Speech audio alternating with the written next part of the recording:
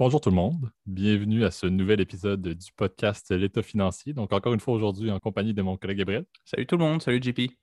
Et on vous fait là, en cette belle journée de mars là, au Québec un nouvel épisode sous son format classique. Là, on va vous faire, comme on sait que vous les appréciez, là, un bon vieux au son de la cloche et dans vos poches.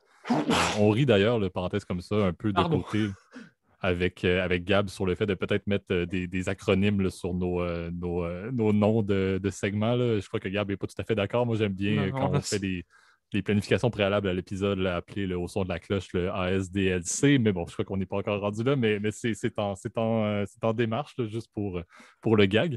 Mais effectivement, là, on vous fait aujourd'hui segment classique là, avec deux sujets quand même assez intéressants. Un qui découle directement là, de la bonne vieille banque de sujets de Gab et l'autre qu'on a soulevé là, dans une discussion cette semaine là, qui est quand même assez intéressante. Vous allez voir, là, une petite analyse de compagnie qui va se relier à la finance. Mais avant d'embarquer dans tout ça, là, je vais te laisser, Gab, faire le petit disclaimer classique là, de début d'épisode. Faisons effectivement, comme d'habitude, effectivement, notre petit disclaimer. N'oubliez pas tout ce qu'on parle dans le podcast L'État financier. Il s'agit vraiment que de notre opinion personnelle. Il ne s'agit pas d'une recommandation officielle ou officieuse de placement. On vous invite toujours à contacter un expert si vous avez des questions vis-à-vis de votre situation financière personnelle. Vous nous excuserez aussi, on enregistre en ce moment en lien avec évidemment les mesures évidemment sanitaires à distance en ce moment. Donc JP et moi ne sommes je pense que c'était d'ailleurs, c'est notre premier épisode vraiment à 100% en distance, euh, où on ne sera pas en tout cas dans le studio. Donc vous nous excusez s'il y a une très légère baisse de qualité. En revanche, je trouve que c'est tout à fait correct. Là, avec Zoom, on a quand même des résultats plutôt corrects là. Donc Absolument. Et puis, comme je dis, laissez vos commentaires. Nous, on va être intéressés, là, encore une fois, à l'avenir de voir la structure du nombre d'épisodes qu'on peut faire par semaine. C'est sûr que si on a la capacité de faire des épisodes à distance, on pourrait, à un certain point dans l'avenir là, du podcast, voir pour peut-être en faire plus qu'une fois semaine. Mais pour l'instant, n'hésitez pas à mettre des commentaires. Là, ça sera bien apprécié pour cette semaine spécifiquement. Donc, effectivement. lançons ça en force à ce moment-là avec notre segment au son de la cloche.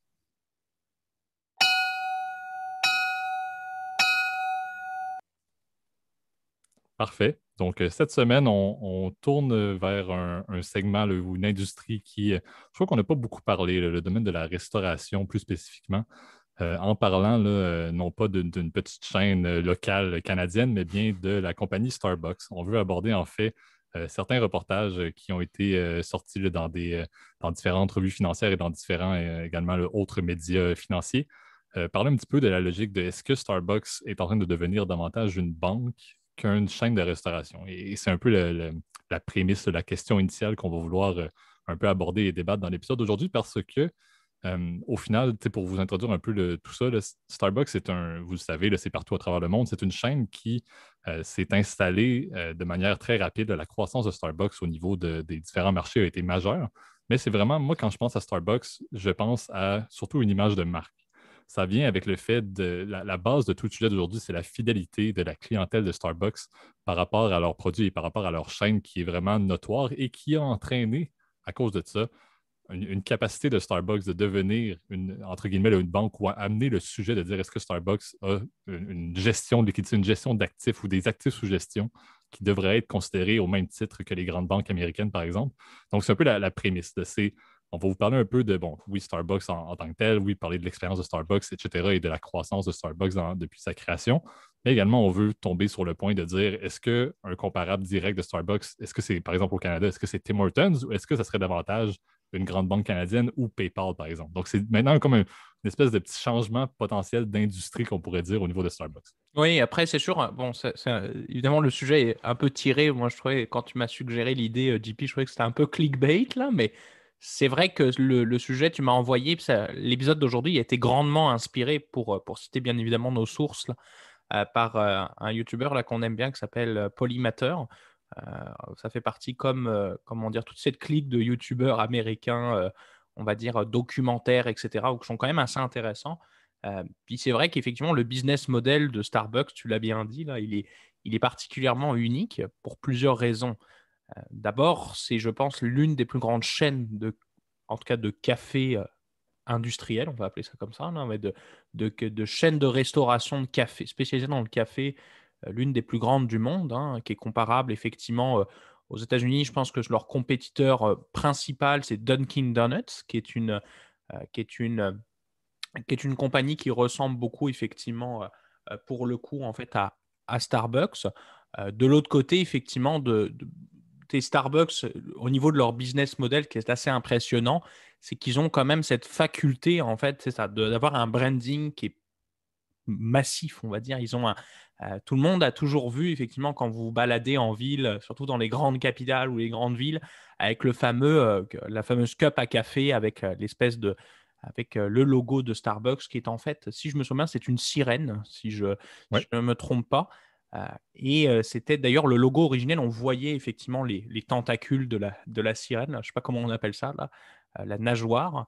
oui, Et c'est ça qui est assez impressionnant avec Starbucks, c'est cette capacité, encore une fois, à créer en fait un engouement auprès du client, à créer de la fidélisation, une reconnaissance à une marque, comme le peut le faire par exemple Apple ou comme peut le faire effectivement Tesla. C'est des entreprises qui arrivent à te créer en fait vraiment c'est comme de la drogue, quoi. Les gens, ils ont une stratégie aussi réseaux sociaux, puis après je te laisserai continuer, une stratégie réseaux sociaux qui est imparable avec des hashtags et puis je dirais des photos. Vous avez tous des amis dans votre entourage. Bon, ça c'est saut 2015, on va dire, qui publient effectivement. en photo leur cups entre amis de Starbucks. Et c'est vrai que ça, c'est comment dire, aucune chaîne de café, que ce soit une chaîne locale ou une chaîne plus à terme international comme Dunkin' Donuts, c'est capable d'avoir cet aspect-là. Ben, c'est exact. Puis, tu sais, comme on le mentionnait un peu avant, là, c'est le café urbain. Starbucks va s'installer souvent dans des grands centres urbains, justement, où les consommateurs vont avoir le réflexe de dire, OK, ben, j'ai une pause café au travail, je ne vais pas aller n'importe où, là. Je sais très bien que je vais aller au Starbucks. Oui, pour avoir un café. Au final, le produit n'est pas tant différent, si on peut dire, d'une place à l'autre, parce que maintenant, on s'entend là, toutes les espèces de sortes de cafés exotiques, là, de cappuccino, frappuccino, pumpkin spice latte, etc. Là, tout le monde en fait maintenant. C'est plus unique à Starbucks. Donc, l'offre, au final, est très similaire. Mais c'est vrai que tout le monde va vouloir dire, ben, si j'ai un café Starbucks lorsque je prends ma pause dîner, ben, il y a un certain, justement, l'image ou l'espèce d'image que je vais dégager auprès de mes collègues, auprès des personnes que je vais croiser dans la rue, va montrer, ben, cette personne-là fait partie d'un espèce de culte, d'une culture du café, qui il connaît son café, connaît pas nécessairement son café, mais la qualité du café, mais connaît vraiment le fait d'aller vers quelque chose qui est notoire, qui a de la notoriété. Et ce que tu l'as très bien dit, Gab, c'est ce qui est intéressant, c'est que c'est littéralement le Apple ou le Tesla du monde de la restauration, mais c'est une Exact. industrie que j'aurais pas cru, moi, personnellement, qu'une compagnie pouvait développer autant une distinction par l'image que ça. C'est tellement une industrie concurrentielle qu'au final, on arrive sur un coin de rue, là, puis on a 4 cafés. On peut avoir autant de choix qu'on veut, mais on a la capacité de dire je vais être prêt à les mettre 2-3 dollars, si on parle de dollars canadiens, 2-3 dollars de plus pour le même café, juste parce que c'est Starbucks, cette différenciation qu'ils ont fait, incroyable. Surtout qu'il n'est pas le meilleur café, si tu veux mon opinion personnelle, là. Ce qui est assez fort, puis j'avais vu, je vous laisserai, je ne sais pas si j'arriverai à le retrouver, mais j'avais vu un documentaire il y a quelques années de ça, en arrière, où justement Starbucks arrivait par diverses stratégies marketing, tu sais, à vous fidéliser. Et puis, je trouve que souvent, quand on arrive effectivement chez Starbucks, un truc très notoire, c'est qu'on te tutoie déjà. Tu sais, le barista, il a dans son petit name tag, donc son petit, comment dire, insigne avec son nom. Bah, il y a pas marqué un nom de famille. Tu sais, genre, c'est Gaël, par exemple. Tu sais, c'est ton barista de ton quartier, tu vois. Ça crée de la proximité. Deuxième chose, c'est que souvent, il va te proposer des extras. Veux-tu, par exemple, de la mousse chantilly, par exemple, au-dessus de ton chocolat chaud? Tu vois, c'est des choses que Starbucks, eux, sont capables de te faire. Un point important, c'est qu'ils écrivent ton prénom aussi sur ton gobelet aussi. Tout ça est pensé, hein. C'est pas Ouais. uniquement pour dire ah oui, pour te retrouver dans les commandes, pas du tout. Sinon, regardez par exemple quand on va chez McDo maintenant, surtout que tu sais, c'est avec les fameuses bornes automatiques, ils t'appellent par un numéro. Chez Starbucks, on t'appelle par ton nom, tu vois. Et Exact. ça, C'est c'est très quelque communautaire, c'est très proche de la communauté, c'est très proche du consommateur. Effectivement, puis c'est un des points qui était mentionné également, c'est le fait que Starbucks s'est implanté comme étant un troisième lieu qu'un individu va vouloir se présenter à chaque jour. On a notre domicile, on a notre bureau quand on n'est pas en pandémie, qu'on n'est pas tous en télétravail, là, mais on a notre effectivement. domicile et notre bureau. mais on a également Starbucks qui est un peu l'espèce de open space, l'espèce d'environnement de travail ou d'études qu'on peut aller si on n'a pas le goût d'étudier chez nous, si on n'a pas le goût, par exemple, d'étudier à l'école, par exemple. Même chose pour le travail. Si je n'ai pas le goût nécessairement de travailler de mon domicile ou que je n'ai pas à travailler de mon bureau, pourquoi pas aller chez Starbucks? Le Wi-Fi est de qualité. J'ai du café accessible rapidement. J'ai même de la nourriture maintenant là, qui, bon, de mon avis, c'est pas incroyable, mais ils font une diversité là, de nourriture diverses.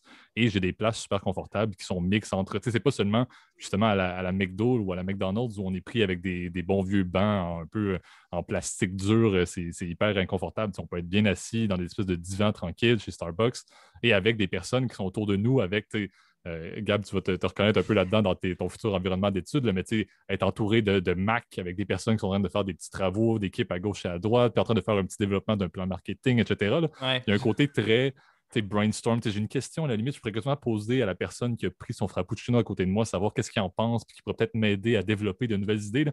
Donc, ils ont vraiment créé cette espèce d'optique de d'être des espèces de travailleurs, de la nouvelle génération des travailleurs ou des étudiants là, qui sont des workaholics, qui, encore une fois, veulent être dans un environnement communautaire avec une proximité avec leur barista qui devient presque un ami.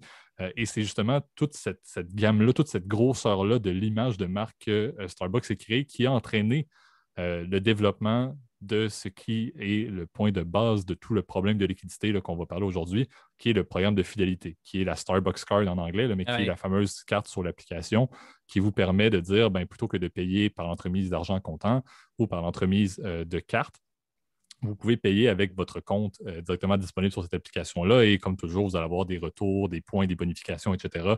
pour obtenir des produits gratuits.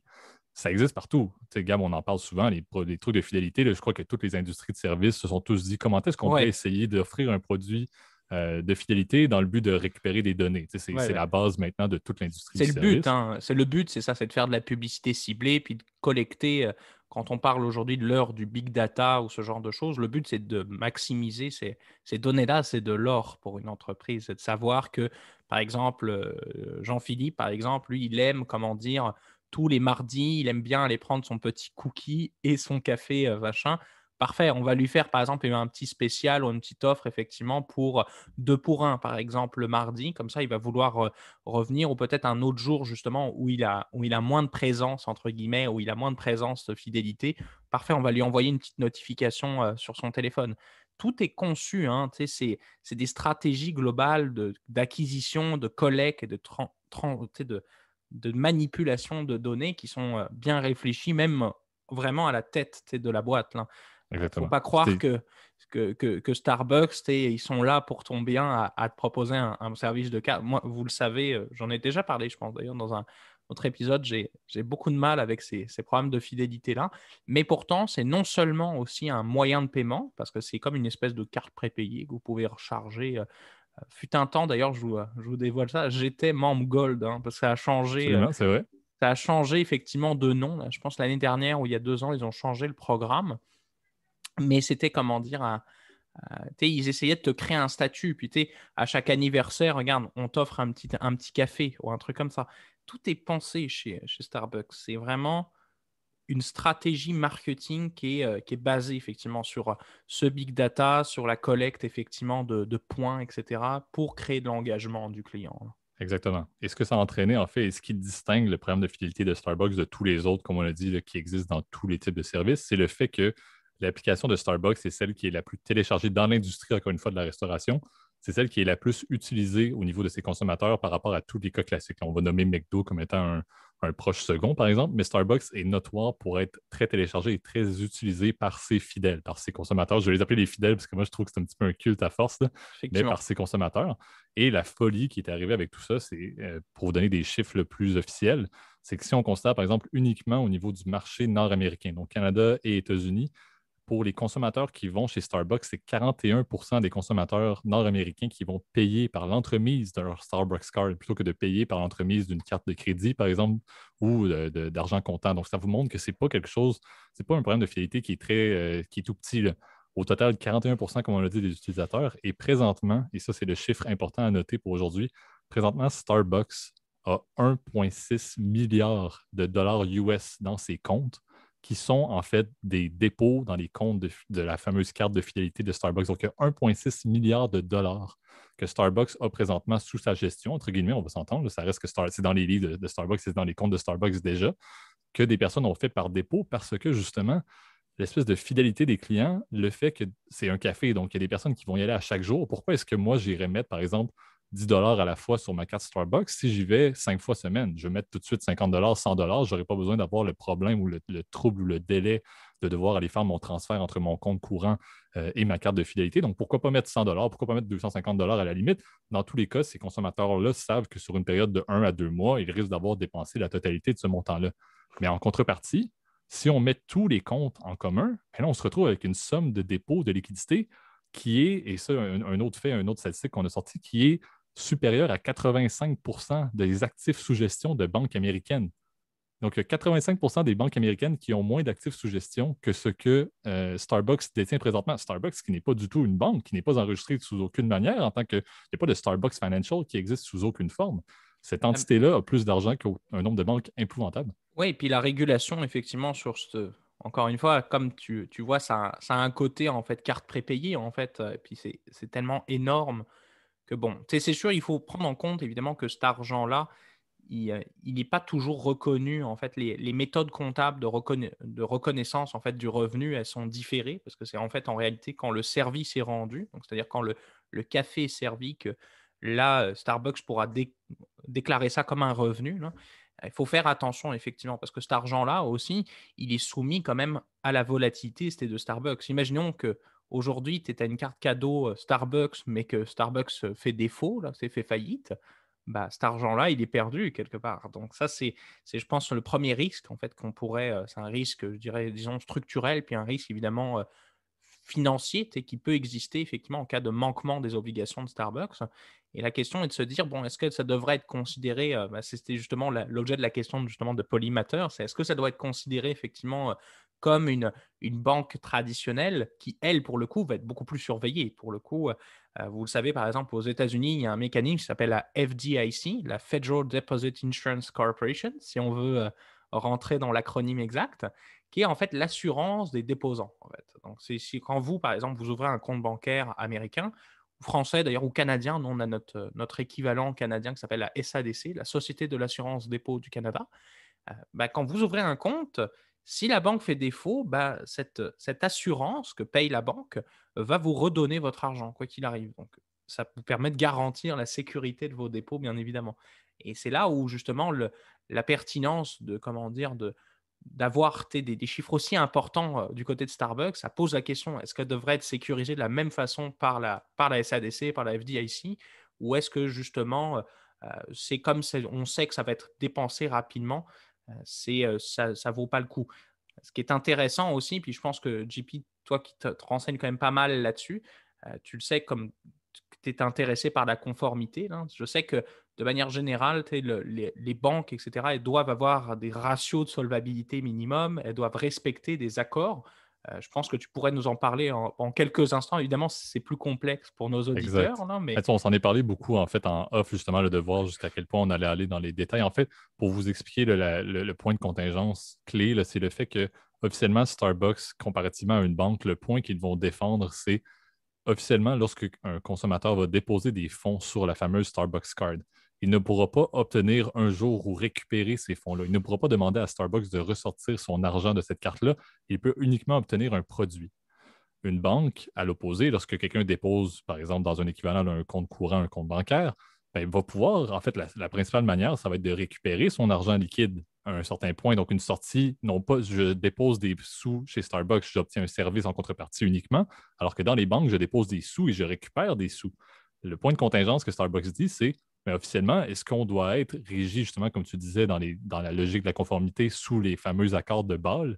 Les accords de Bâle, pour faire ça simple, c'est vraiment une régulation internationale sur la quantité qu'une banque doit maintenir en cash, en liquide, pour protéger le fait que peut-être que demain, ben, 50% des consommateurs de la banque, vont des retirer leur déposants de argent. la banque, vont retirer tout.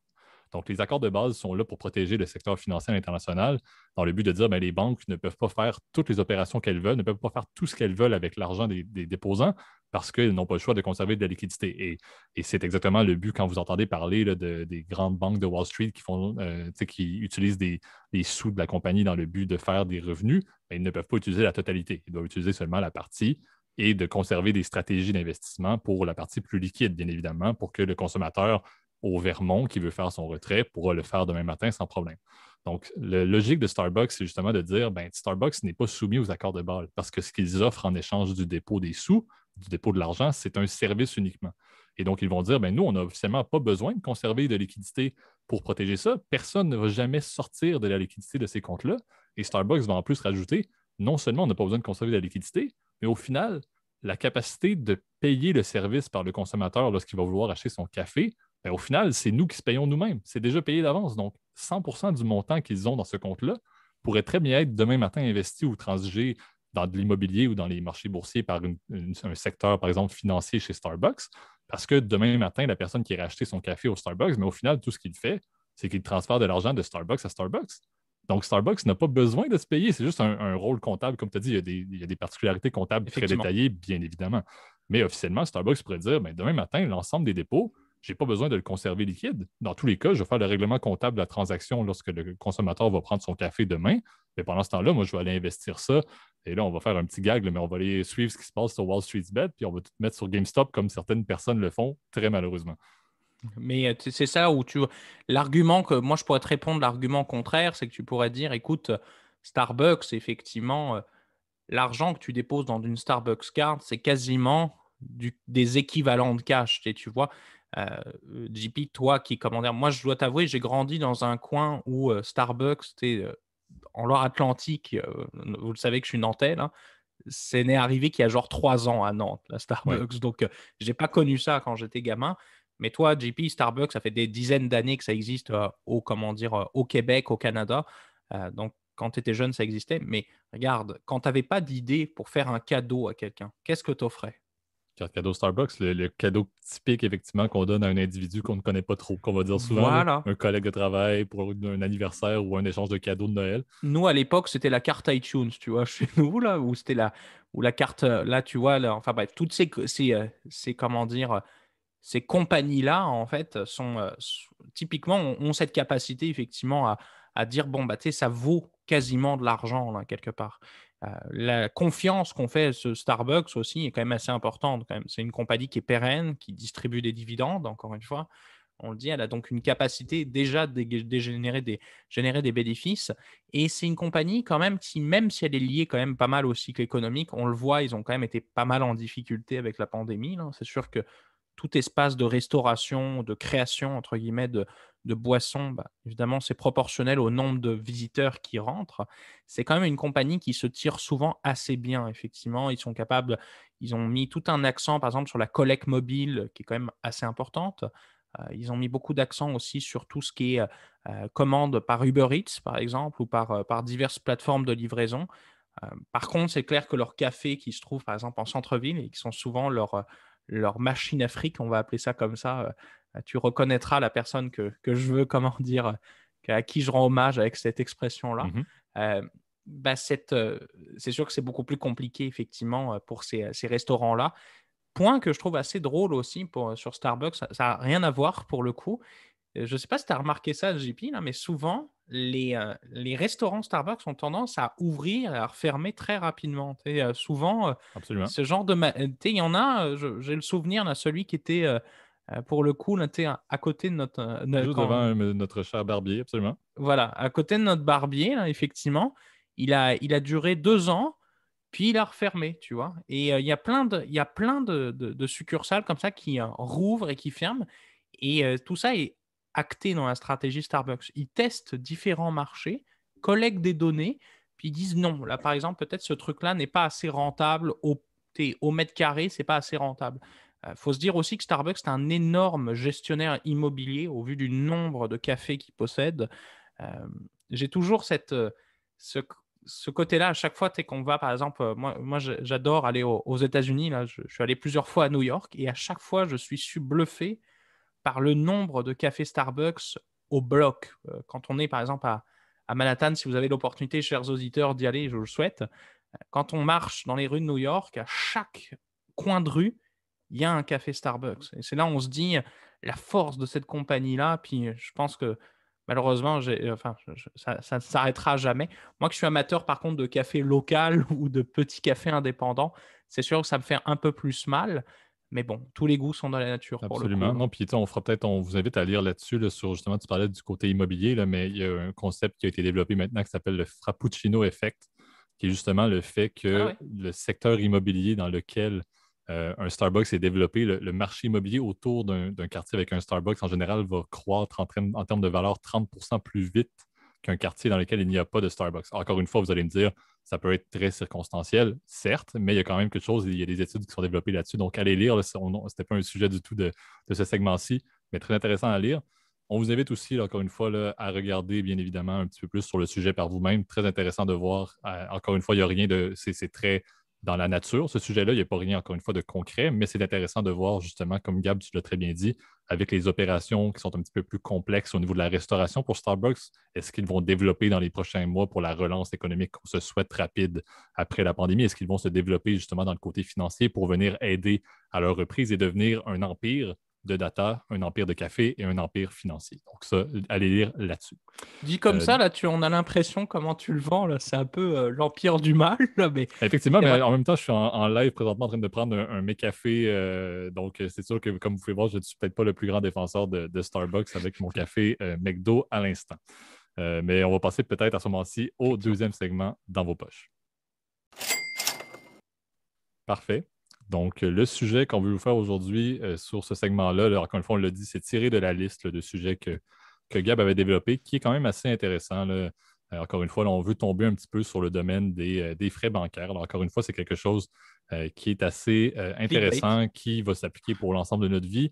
Et encore une fois, je crois que Gab et moi, on a un peu des opinions un petit peu opposées, je crois, sur la vision qu'on a par rapport aux frais bancaires. Donc, je vais peut-être t'inviter, Gab, à un petit peu entamer le sujet. Là, puis je crois que tu peux également partager ton opinion. Là, je la connais un petit peu. Puis je pourrais par la suite peut-être le partager un petit peu plus qu'est-ce que moi je vois au niveau des frais bancaires et de l'utilité et de la pertinence des frais bancaires. Je trouve que quand même, tu es un peu dur envers moi parce que moi-même, qui, vous le savez, dans ma vie professionnelle, je travaille pour une institution financière et toi aussi, JP, en fait. On travaille pour des institutions tu sais, qui nécessitent en fait des frais bancaires, là.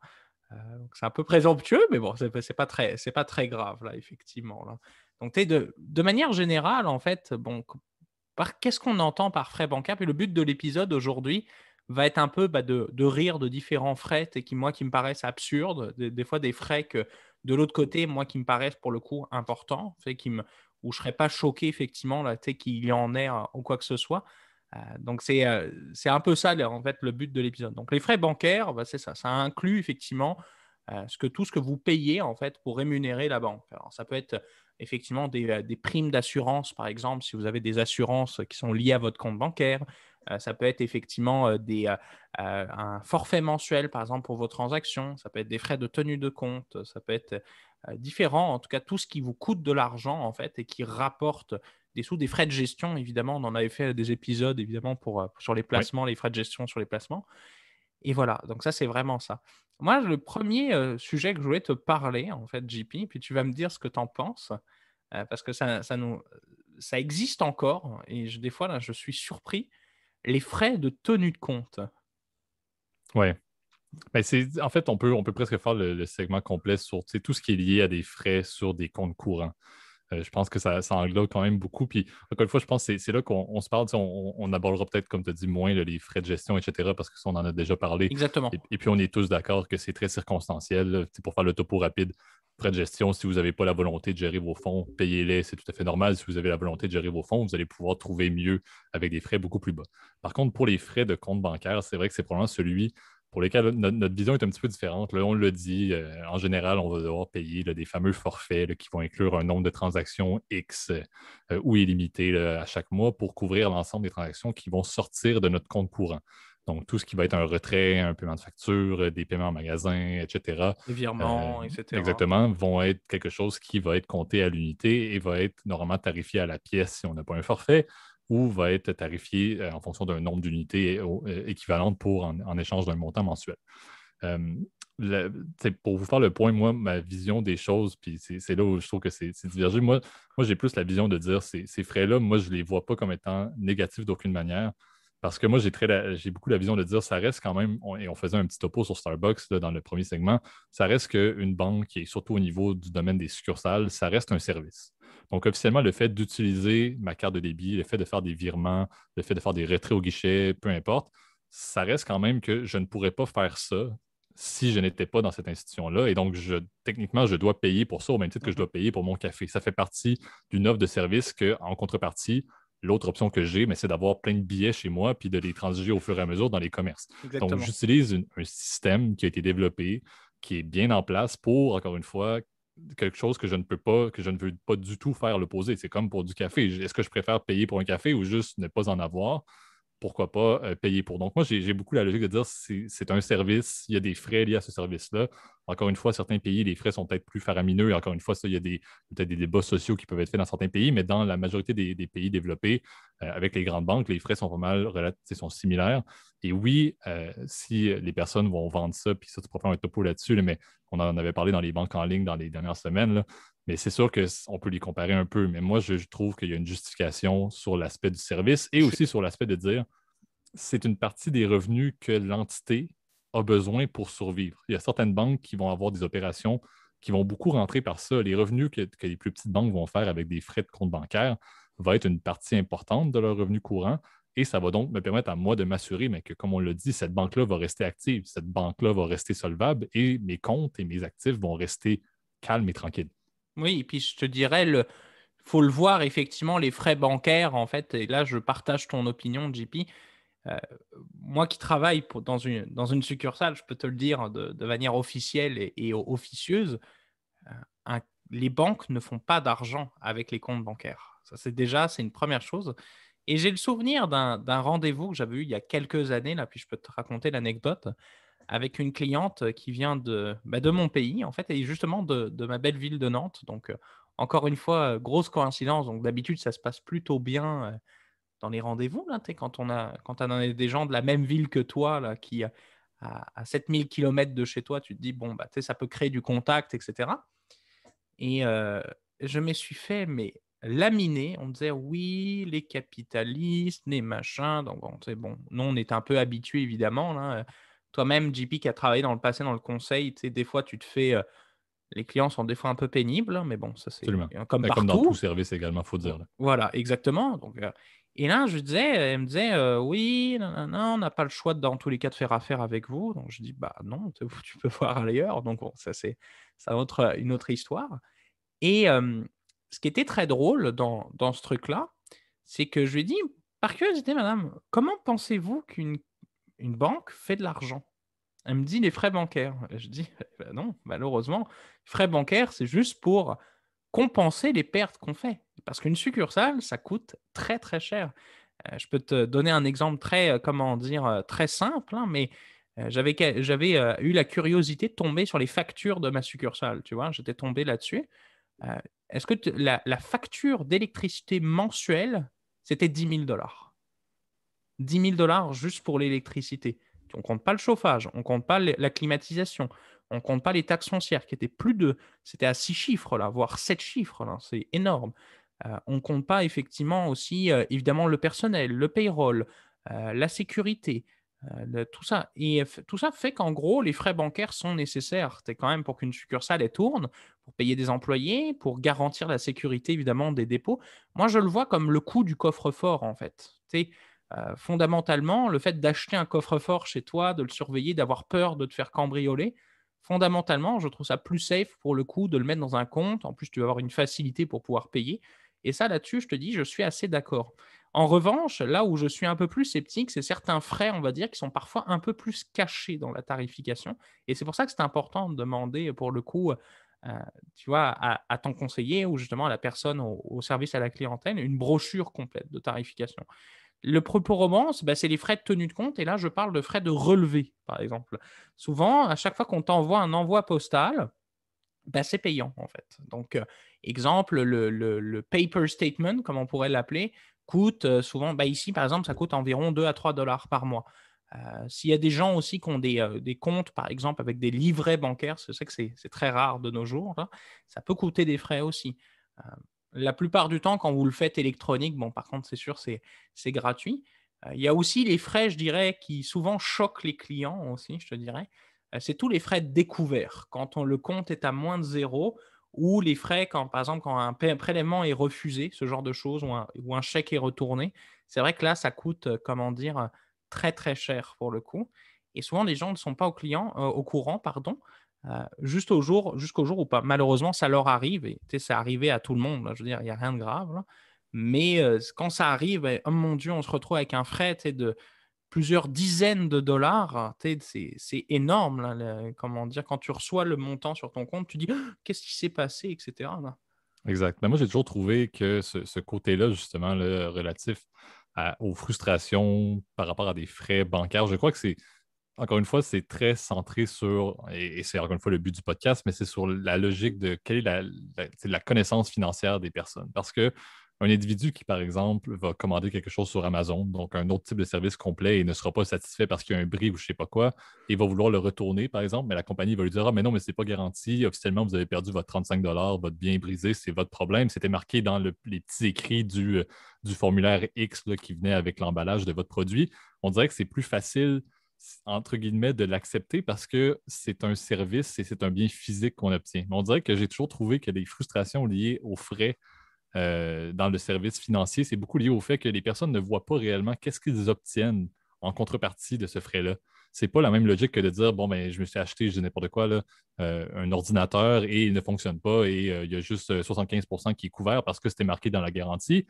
Mais en contrepartie, j'aurais eu un frais de découvert sur mon compte courant et j'aurais été hyper frustré, beaucoup plus que contre mon laptop qui m'aurait coûté 1000 $ par exemple. Donc, c'est là où je crois que c'est vraiment moi, je dis toujours dans ma tête, il faut toujours relativiser sur prendre en considération le fait qu'une banque n'est pas quelque chose de différent qu'une entité qui offre un service. Moi, c'est vraiment la manière de. On dirait que je le répète tout le temps dans l'épisode, mais c'est vraiment la manière dont moi je me raisonne dans ma vision des frais justement liés au service bancaire, c'est de dire est-ce que un jour dans l'industrie, il pourrait y avoir des banques qui vont amener des coupures de frais majeures et tout le monde va s'y ajuster? Oui, c'est la concurrence, comme dans toute industrie. Effectivement. C'est comme ça que ça va fonctionner, c'est comme ça que ça va suivre. Et c'est ce qui m'amène toujours si on peut dire, à relativiser et à calmer lorsque je vois ce genre d'éléments-là ou de frais ou de peu importe. Et encore une fois, tu l'as très bien dit, là, le point clé, je crois, de ce segment-ci aujourd'hui, c'est assurez-vous, comme vous le faites lorsque vous achetez tout autre type de bien ou que vous obtenez tout autre type de service, obtenez la documentation parce qu'il y a toujours des documents, c'est de la conformité. Donc, il y a toujours des documents qui précisent c'est quoi les frais et les éléments liés aux transactions que vous faites. Prenez-les en considération comme vous le faites dans tout autre type de transaction que vous faites. Exact, exact. Et puis vérifiez bien aussi, et ça, je tiens particulièrement à souligner, souvent, il y a parfois des offres promo, ce genre de trucs. Quand vous ouvrez des comptes ou, par exemple, des fois, des trucs qui me disent: ah, bah, vous avez une petite assurance qui est là. CQFD, comment dire, Jean-Baptiste, il se reconnaîtra là dans ce segment-là. Euh, il y a des fois, par exemple, une assurance qui vous est offerte, machin. Vérifiez comment ça fonctionne. Après, effectivement, la promotion, vérifiez quand même si telle ou telle condition ou le package ou comment va vous être donné le petit bonus, par exemple, de welcome bonus, là, ou le petit bonus d'entrée, en tout cas, pour ouvrir ton compte chez eux. Comment ça va être versé, sous quelles conditions, combien de temps tu vas devoir garder tel frais mensuel, etc. Faut se dire, les banques sont on va dire, ce sont des business d'abord. Effectivement, elles sont là, comment dire, quand même pour agir dans l'intérêt premier de leurs clients, là. C'est ce qu'on dit d'un point de vue juridique et c'est quand même un point déontologique qui est important. Mais c'est aussi Mais vrai par la logique de l'offre de service. Tu l'as dit, les promotions, les offres de service, c'est personnalisé à vos besoins. Vous n'êtes pas pris avec un seul élément et que là, vous pouvez dire, ben, mon Dieu, je paye des frais qui ne sont pas raisonnables par rapport à mon mode de vie financier. C'est ce qui est bien. Vous avez du choix. Vous avez souvent, bon, oui, certes, la même chose d'une banque à l'autre, ça, je suis bien d'accord, mais vous avez toujours la capacité, effectivement, de trouver quelque chose qui va, qui est sur mesure pour vous, au même titre, par exemple, et là, ça, c'est un autre comparable, que quand vous allez acheter des souliers, bien, vous pouvez trouver ce que vous désirez dans le magasin que vous désirez. Donc, c'est la même logique, encore une fois. C'est vraiment de faire les recherches, encore une fois, par vous-même pour trouver quelque chose qui vous convient. Et encore une fois, c'est ce qui est dur, qui définit votre mode de vie financier. C'est dur de déterminer quel est mon mode de vie financier. Je crois que c'est vraiment le côté abstrait du service financier et de l'utilité de la finance pour nous, dans notre vie de tous les jours. C'est peut-être ça qui est plus compliqué par rapport aux Ouais. critères qu'on se fait lorsqu'on obtient un autre service. Et si je veux m'acheter un véhicule, je sais mes critères, tac, tac, tac, tac, tac. Je sais exactement ce que je veux et le concret va arriver. C'est plus dur pour moi de me dire qu'est-ce que j'ai réellement besoin pour accommoder ma vie en termes financiers. Oui, puis c'est vrai que, et puis ça, je pense qu'on pourra terminer là-dessus pour conclure, parce que je vois que le temps file. Faut pas oublier, et c'est vrai que c'est une industrie qui reste encore, entre guillemets, très, on va dire, pas transparente, j'ai pas le terme exact, mais c'est une industrie qui est encore très controversée, là, les services financiers, par le fait que il y a beaucoup de clients, même encore de nos jours, tu sais, beaucoup de personnes de notre entourage qui sont très sceptiques par rapport à l'industrie financière. Ils ont toujours tendance à voir ces grandes compagnies comme des gens qui sont là nécessaires, dans le sens où tu n'as pas le choix de faire affaire avec eux, comme disait cette fameuse cliente dont on ne citera évidemment pas le nom, là, mais euh, ils sont nécessaires, donc parce que tu as pas le choix quand même d'avoir un compte bancaire de nos jours. Heu et ce côté entre guillemets, «monopolistique», un peu ce côté, comment dire? Où tu t'es obligé de faire affaire avec ces gens-là, parfois énerve les gens. Heu, Souvent, c'est d'ailleurs une des premières industries où souvent les gens sont pas contents, tu sais, du service. Je dirais c'est ça et les compagnies par exemple de téléphone ou ce genre de trucs, c'est souvent eux qui ont les pires sondages de clientèle parce que ça frustre les gens beaucoup là, parce que tu te dis: si je savais, si ça pouvait être comme ça, comme ça, comme ça. Alors, c'est sûr que bon, il y a les néobanques qui existent, il y a les banques en ligne, et cetera. On en a déjà parlé la semaine dernière, ça a ses avantages, ses inconvénients. Je dirais quand même qu'encore une fois, tout est proportionnel évidemment au service. C'est que si jamais, une bâtisse, donc comme on l'a dit, une institution financière, c'est pas gratuit. Elle a pour but de faire de l'argent d'abord, par balle d'ailleurs, BAL a des exigences de rentabilité aussi et puis Mhm. des exigences aussi de solvabilité et ça fait que quand même on doit une banque ou une institution financière, elle a comme mission, si tu veux, de générer, c'est une mission capitaliste, de faire du profit, bien évidemment. Alors, c'est sûr que de manière générale, les gens ont tendance à avoir une crainte par rapport au secteur financier. Je pense en revanche, s'il n'y avait pas de clients, la banque n'existerait pas non plus. Donc quand même, il ne faut pas croire que les banques pensent à donner un service de merde aux clients. Leur but, c'est quand même de conserver leur clientèle, d'avoir des bonnes relations d'affaires, etc. Et je Absolument. Mais pense pas que c'est toujours de définir, encore une fois, d'assurer qu'il y a une compréhension égale entre l'entité et sa clientèle et vice-versa. C'est la logique du service. Les retours amènent des la, la- changements, etc. Et c'est un cycle éternel. Et c'est ce qui se passe dans toute l'industrie. et la clé, c'est la transparence, encore une fois. Tu l'as bien défini, JP, c'est la transparence qui définit, je pense, la satisfaction d'un client par rapport au service financier. C'est de savoir, est-ce que j'ai averti, par exemple, cette personne à propos des frais? Est-ce que j'ai remis des brochures tarifaires? Est-ce que tu as un peu expliqué le fonctionnement aussi du compte, peut-être pour des gens qui sont un peu moins familiers, etc., pour éviter les pièges. Il faut vraiment indiquer ça au client, puis pas hésiter aussi et là je parle par exemple là, je parle pas pour le coup, là, je parle plus à des gens qui travaillent dans le secteur financier, bah, pas hésiter à indiquer aux clients effectivement comment ça fonctionne, et cetera, à passer du temps avec eux, puis fournir un bon service. C'est sûr que c'est les clés de la réussite dans ce secteur-là. Je pense on peut du coup tirer le rideau, mon cher JP, pour l'épisode de cette semaine. Absolument. Épisode très inspiré. Là, encore une fois, c'était un peu le but. Là. Comme on vous a dit, on est toujours très motivé avec plein de sujets, là, toujours faire un mix entre des éléments d'actualité et un peu d'éducation financière. Donc, c'était un très bon exemple cette semaine. En mon nom direct, là, je vous remercie toujours là, pour votre écoute. Je vais te laisser, Gab, là, comme toujours, faire le petit mot de la fin. Là, mais encore une fois, la constance là, est toujours digne de mention. Là. On est très heureux de voir qu'on a plusieurs personnes qui sont là de semaine en semaine et aussi on est très content et ça nous motive beaucoup à continuer malgré la pandémie à vous fournir du contenu, là, on l'espère, de qualité à chaque fois, encore une fois, malgré le fait que comme aujourd'hui on était à distance avec la logique, là, qu'il y a certaines contraintes qui vont nous amener peut-être à devoir en faire quelques-uns là, à distance d'ici à ce que tout le monde puisse être vacciné et Oui. qu'on soit dans une Ça, autre phase. Après, ça va nous permettre, ça, ce sera à voir peut-être dans les prochaines, ça pourrait être peut-être une idée si jamais vous voulez nous apporter cette suggestion-là. Si vous voulez avoir une version vidéo qui, pour le coup, soit réellement vidéo, faites-nous signe. Puis c'est sûr qu'on pourra s'organiser, puis s'assurer qu'on ait des webcams de qualité pour qu'on puisse avoir une bonne qualité vidéo. Parce que je le vois avec Zoom, tu vois, c'est quand même très agréable en vrai. Là, on se voit parce on a mis quand même la caméra. Moi, j'ai une bonne caméra. JP, elle est un peu, un peu plus complexe, là. Absolument. Mais sachez que ça pourrait être une idée, effectivement. En tout cas, n'oubliez pas évidemment de partager notre contenu si ça vous a plu sur les différentes plateformes, à liker évidemment la vidéo sur YouTube. Encore une fois, ça aide beaucoup pour le référencement, partager, etc. Et à vous abonner sur les différentes plateformes, que ce soit audio ou vidéo. Et moi, en attendant, je vous souhaite une bonne semaine à tous. Bonne semaine tout le monde. Salut!